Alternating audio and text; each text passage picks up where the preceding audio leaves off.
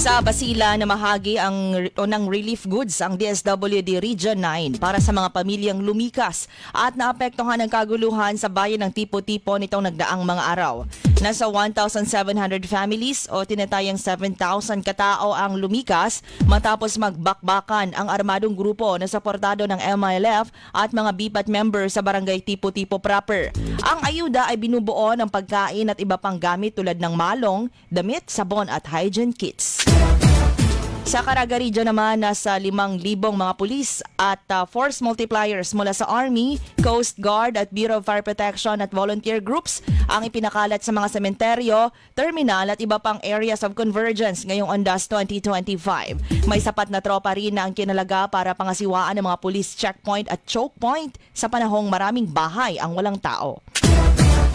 Sa Nabunturan, Davao de Oro, pinaalalahanan ng Department of Trade and Industry Davao de Oro ang lahat ng mga negosyante at may-ari ng mga tindahan na magbigay ng tamang sukli sa mga mamimili.